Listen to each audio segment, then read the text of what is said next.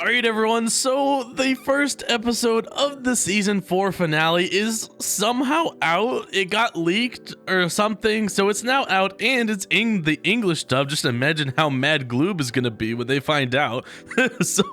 Yeah, if you have not seen the episode, definitely go watch it because it is out and it is like the craziest episode that they have ever made. So yes, definitely go check it out. It's very good. And yes, I know what you all are thinking. No, we do not have a date for Strike Back, the second part of the finale.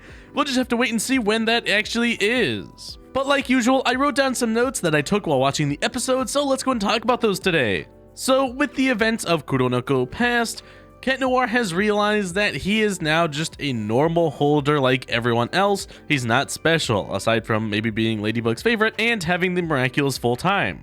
Next thing, Rena Furtive is watching over everyone. That was so cool to see. It's like, ooh, we never saw that before, but now we see that she's actually doing something, and that's freaking awesome. All right, next thing I wrote down, Hawkmoth is actually being good this episode. If this show wanted to be like really good, this is how Hawkmoth would act every single episode. And every single episode would be a part of a big arc that was multiple episodes long, but since that's not this kind of show, that just doesn't happen. So yeah.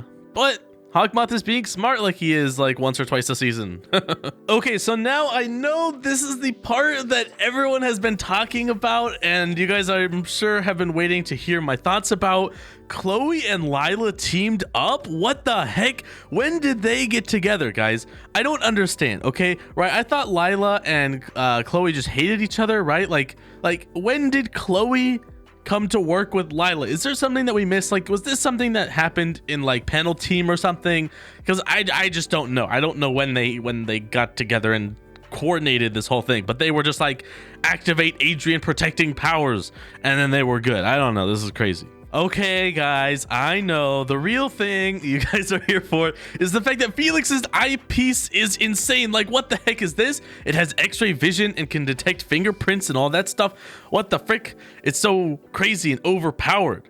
And then his unlocking device, that was insane. It shut down, like it wasn't even connected. It was just connected to the metal. It wasn't connected via any wires or anything. Like, what the heck? The technology in this universe is kind of weird. And I'm kind of jealous. I want one of those eyepieces. That's pretty cool. I want to be a spy kid. All right, next thing on my list is it was finally confirmed that Adrian and Felix are not sentient monsters. So that is great to have found out. Okay, guys.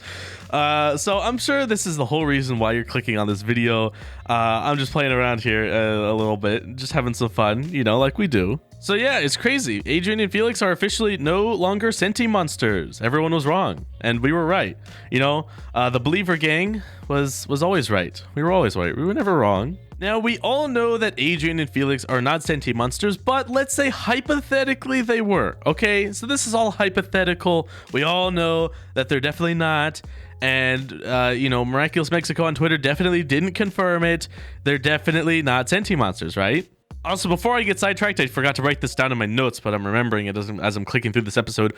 Felix found out that Emily is being kept in Gabriel's basement. He was kind of freaked out by that, so yeah, just wanted to throw that in there. And also, I guess Felix figured out his identity too, so, you know, that was also a thing. Anyway, back to the topic at hand. Clearly, in this confrontational scene, Felix was just so intimidated by Gabriel. It had nothing to do with the rings and, you know, him being a sentient monster, because of course he's not a sentient monster, right? That just doesn't make sense. But actually, Felix wasn't that intimidated by Gabriel. He was actually intimidated by Natalie. For some reason, you know, Felix can stand up to Gabriel, but, you know, Natalie's just a little bit too high up on that pillar of esteemness, I guess. So yeah, definitely didn't have anything to do with her now having the ring. Now, one thing that I did notice is that Felix just sort of became like Adrian, which is kind of weird. Like, why would he do that? And I know what you're thinking. It's definitely not because Natalie has the sentient monster holder ring thing, and definitely did not impose Adrian on him, right? Because, you know, we saw on the phone he got the message. He clearly knows he's Felix, right? So that doesn't make sense. It doesn't make sense that Natalie would just, you know, sort of change him now that, you know, she has the commando ring. That doesn't make sense, right? Because he's not a sentient monster, so it doesn't make sense, you know?